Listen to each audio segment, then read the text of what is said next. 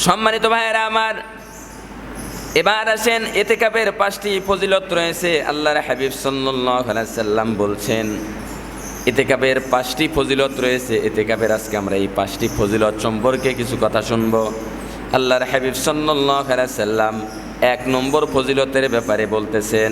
আল্লাহর হাবিব বলেন ইতিকাফের 1 নম্বর ফজিলত হলো আল্লাহর সন্তুষ্টির জন্য যারা শেষ দশকে ইতিকাফ করবে, আল্লাহ রাব্বুল আলামিন তাদের কাছ থেকে জাহান্নাম 3 খন্দক দূরে সরায়া রাখবে।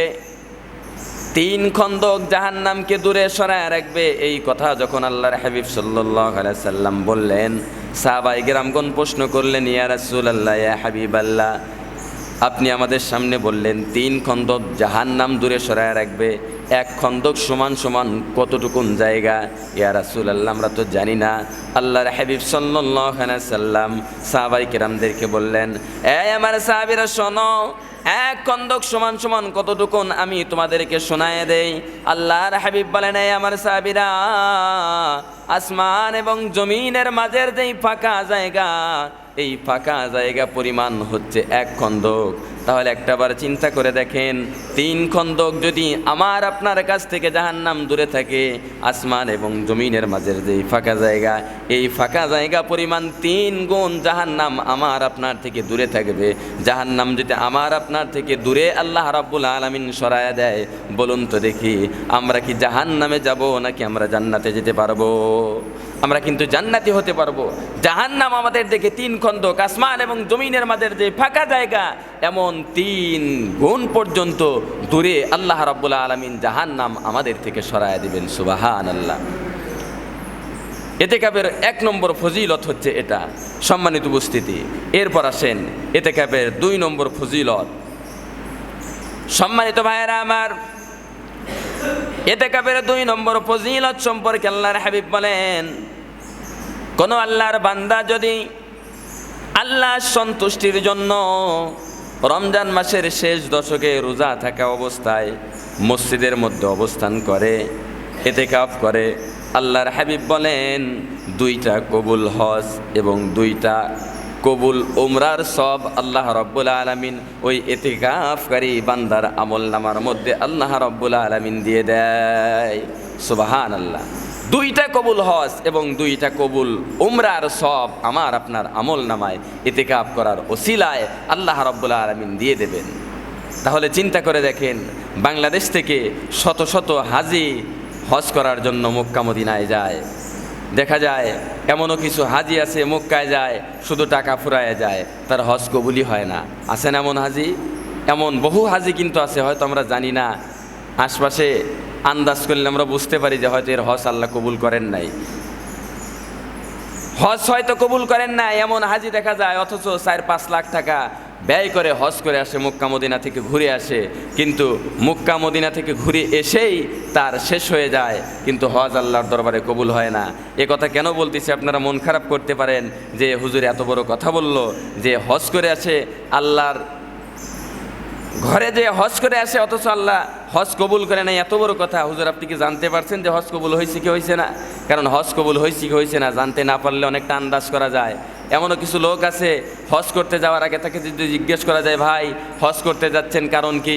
বলতেছেন বয়স তো কম হলো না, টাকা পয়সাও তো কম না, অনেক টাকা পয়সা আছে, আমি যদি এ বয়সেও যদি হজ না করি মানুষ আমায় কি বলবে?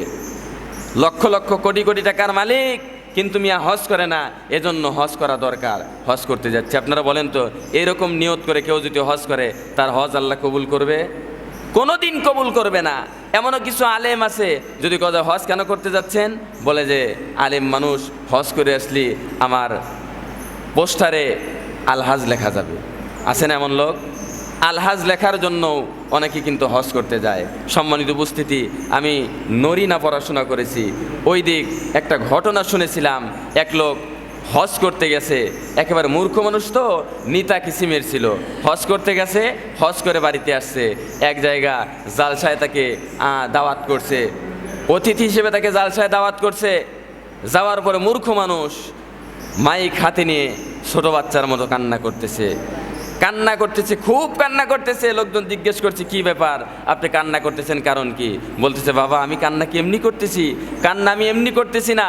আমি বাংলাদেশ থেকে হজ করতে মক্কায় গেলাম, যাওয়ার পরে ওখানে গিয়ে একটা কথাও আমি বাংলা পাই নাই, শুধু আরবি আরবি, সব কথা আরবিতে বলে, আমি তো কিছু বুঝি না। লোকজন দেখি কান্না করতেছে, আরবিতে কথা বলে বলে দোয়া করে করে কান্না করতেছে, আমি তো বুঝি না কেন কান্না করে, আমি ওনাদের সাথে কান্না করতেছিলাম। কিন্তু একটা জিনিস দেখে আমি অবাক হয়ে গেলাম, মক্কায় যখন হজ করতে গেলাম, যাওয়ার পর সব যদিও আরবিতে পেয়েছি, কিন্তু দুইটা জিনিস আমি বাংলা পেয়েছি, সেটা হচ্ছে আজান 1 নম্বর, 2 নম্বর হচ্ছে সালাম। আজান আর সালামটা বাংলায় পাইছি, বাদ বাকি সব আরবি। আপনারা বলেন তো আজান আসলে বাংলায় নাকি আরবিতে দেয়? সালাম মানুষ বাংলায় দেয় না আরবিতে দেয়? আরবিতে দেয়। আসলে কিন্তু বুঝতেই পারে নাই কোনটা বাংলা কোনটা আরবি। এমনও কিছু হাজি সাহেব হজ করতে যায়, হাজিদের হজ কবুলই হয় না, কারণ তার নিয়ত থাকে লোক দেখানো। আমি হজ করে আসব, আমাকে হাজি সাহেব বলবে, আমাকে হাজি সাহেব বলে বলে ডাকবে, আমার নামের আগে আলহাজ বসবে। এমন নিয়ত নিয়ে হজ করলে হজ কবুল হয় না। এমন নিয়ত নিয়ে যদি হজ করে, তার হজ 1 বার নয় 2 বার নয় 50 বারও যদি হজ করে, আল্লাহর দরবারে ওই হজ কবুল হবে না। সম্মানিত উপস্থিতি, যেই হজ কবুলই হয় না 5-7 লক্ষ টাকা খরচ করে নিয়তের মধ্যে সমস্যা থাকলে, অথচ আল্লাহর হাবিব সাল্লাল্লাহু আলাইহি সাল্লাম জানাইছেন, রমজানের শেষ দশকে কোনো আল্লাহর বান্দা যদি আল্লাহর সন্তুষ্টির জন্য মসজিদের মধ্যে অবস্থান করে, একবারে 10 দিন অবস্থান করার ওসিলায় আল্লাহ রাব্বুল আলামিন 2টা কবুল হজ এবং 2টা কবুল উমরার সব তার আমল নামায় দেয়। এখনও কি বলবেন না সুবহানাল্লাহ, সুবহানাল্লাহ? সম্মানিত উপস্থিতি, 2টা কবুল হজের সব দেয়। এজন্য আপনাদেরকে বোঝাইতেছিলাম। সম্মানিত উপস্থিতি, 2 নম্বর ফজিলত হচ্ছে এটা। 3 নম্বর এতেকাফের ফজিলত। সম্মানিত উপস্থিতি, কদরের রাত আমি আপনি তো 10 দিনের মধ্যে আমরা পেয়ে গেছি। 10 দিন আমাদের এতেকাফের মধ্য দিয়ে, 10 দিন নয় মাত্র 5 দিন যদি আমি আপনি রাত জাগতে পারি, আল্লাহর কাছে কান্না করতে পারি, শবে কদরের মতো দামি একটা রাত আমার আপনার ভাগ্যে, আমার আপনার কপালে জুটে যাবে। অথচ এই শবে কদরের রাত তালাশের জন্য আল্লাহর হাবিব সাল্লাল্লাহু আলাইহি সাল্লাম প্রথমে কিন্তু প্রথম দশক আল্লাহর হাবিব ইতিকাফ করেছেন, আপনাদের সামনে বলেছি। সম্মানিত ভাইয়েরা আমার, ইতিকাফের 3 নম্বর ফজিলত হলো, আমি আপনি যদি শেষ দশকে ইতিকাফ করতে পারি, আল্লাহ রাব্বুল আলামিন আমার আপনার নসিবে, আমার আপনার কপালে সবচাইতে শ্রেষ্ঠতম রাত, সবচাইতে দামি একটা রাত, সেই রাত কদরের রাত আমার আপনার ভাগ্যে আল্লাহ রাব্বুল আলামিন দেখা করায় দেবে। সম্মানিত উপস্থিতি, রমজান মাসের মধ্যে এমন একটি রাত আছে, যে রাত হচ্ছে 1000 মাসের চাইতে উত্তম, 1000 মাসের চাইতে দামি। স্বয়ং আল্লাহ রাব্বুল আলামিন ঘোষণা করেছেন কদরের রাত সম্পর্কে। এই যে কদরের রাত, এটা কতটা দামি, কদরের রাত সম্পর্কে আল্লাহ রাব্বুল আলামিন কোরআনুল কারীমের মধ্যে বলেছে।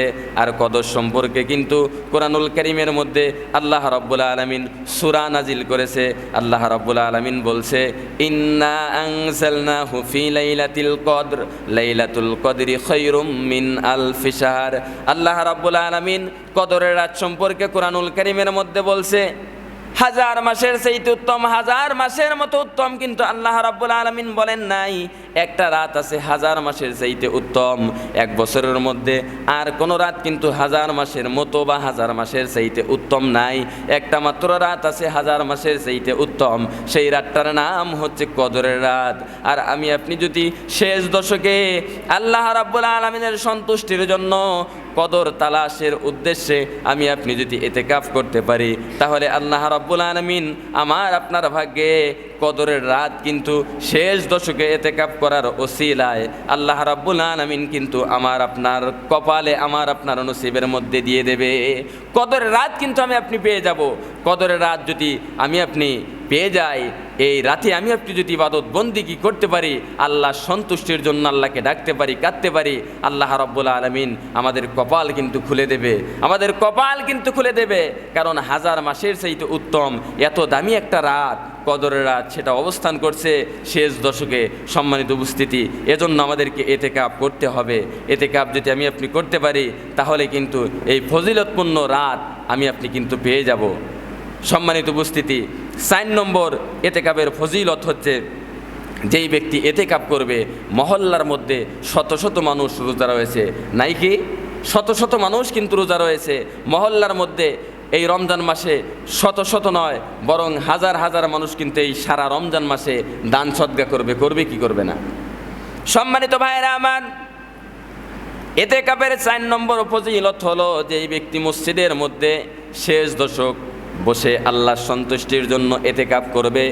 আল্লাহর হাবিব সাল্লাল্লাহু আলাইহি সাল্লাম বলেন, ওই যে মহল্লার মধ্যে, মনে করেন এটা চরবরেনিয়া গ্রাম, এই চরবরেনিয়া গ্রামের মধ্যে যতগুলো মানুষ আছে, প্রত্যেকটি লোক যদি রমজান মাসের রোজা আদায় করে, প্রত্যেকটি লোক যদি এই রমজান মাসে আল্লাহর রাস্তায় দান করে, অর্থাৎ যে যত ন্যাক আমল করবে, দান করবে, সদকা করবে, এতেকাব যেই ব্যক্তি করেছে ওই ব্যক্তি কিন্তু সারা গ্রামের মধ্যে যতগুলো লোক এই রমজান মাসে ইবাদত বন্দেগী করবে, যেই ব্যক্তি মসজিদের মধ্যে বসে এতেকাব করবে, সারা গ্রামের মধ্যে যতগুলো মানুষ ন্যাক কাজ করবে, এই ন্যাক কাজের এক অংশ কিন্তু আল্লাহ রাব্বুল আলামিন এতেকাবকারীর আমল নামায় কিন্তু আল্লাহ রাব্বুল আলামিন জমা করে দেবেন। সুবহানাল্লাহ। সারা গ্রামের মধ্যে যত মানুষ বসবাস করতেছে, নেক কাজ করবে, কেউ দান করবে, কেউ কোরআন তেলাওয়াত করবে, কেউ তসবিহ পড়বে, সুবহানাল্লাহ আলহামদুলিল্লাহর জিকির করবে, যে যত নেক কাজ করবে, যেই ব্যক্তি ইতিকাফ করবে তার আমল নামায় ওই সারা গ্রামের সমস্ত ব্যক্তির আমল নামার মধ্য থেকে এক অংশ ওই ইতিকাফকারী বান্দার আমল নামায় আল্লাহ রাব্বুল আলামিন দিয়ে দেবেন। সম্মানিত উপস্থিতি, এটা হচ্ছে এতেকাবের 4 নম্বর ফজিলত। এতেকাবের 5 নম্বর ফজিলত হচ্ছে সর্বশেষ ফজিলত, 5 নম্বর ফজিলত, দামি একটা পুরস্কার আল্লাহ রাব্বুল আলামিন তাকে দেবেন। কোনো আল্লাহর বান্দা যখন শেষ দশক এতেকাব করবে, এতেকাব করবার পর আল্লাহর কাছে ওই বান্দা কান্না করবে, তওবা করে আল্লাহর কাছে কান্না করবে, ও রব্বি কারীম, 1 মাস রোজা রাখলাম, শেষ দশকে কদর তালাশের উদ্দেশ্যে তোমাকে রাজি খুশি করবার জন্য ইতিকাফ করলাম, মসজিদের মধ্যে অবস্থান করলাম, ও রব্বি কারীম, সাধ্য অনুযায়ী যতটুকুন পেরেছি ন্যাক আমল করেছি, সাধ্য অনুযায়ী কোরআন তেলাওয়াত করেছি, সাধ্য অনুযায়ী নফল ইবাদত করেছি, সাধ্য অনুযায়ী তোমার রাস্তায় দান করেছি, ও রব্বি কারীম, যা করলাম তোমার কাছে সর্বশেষ তওবা করছি, ইস্তেগফার পড়ছি, আমি আমার জিন্দেগীর যত গুনাহ করেছি গুনাহের জন্য আমি অনুতপ্ত, আমি লজ্জিত, ও রব্বি কারীম, তোমাকে রাজি খুশি করবার জন্য, দুনিয়ার কোনো মানুষকে দেখাবার জন্য নয়, দুনিয়ার কোনো মানুষকে রাজি খুশি করবার জন্য নয়, ও রব্বি কারীম, একমাত্র কেবলমাত্র তোমাকে রাজি খুশি করবার জন্য তোমার ঘরের মধ্যে ইতিকাফ করেছি, ও রব্বি কারীম, আল্লাহ রোজা রেখেছি, আল্লাহ জিন্দেগীর তামাম গুনাহ তুমি আমাকে মাফ করে দাও। আল্লাহ রাব্বুল আলামিন ওই বান্দার জিন্দেগীর তামাম গুনাহ মাফ করে আল্লাহ রাব্বুল আলামিন তাকে জান্নাতি বলে ঘোষণা করে দেবে। বলেন সুবহানাল্লাহ।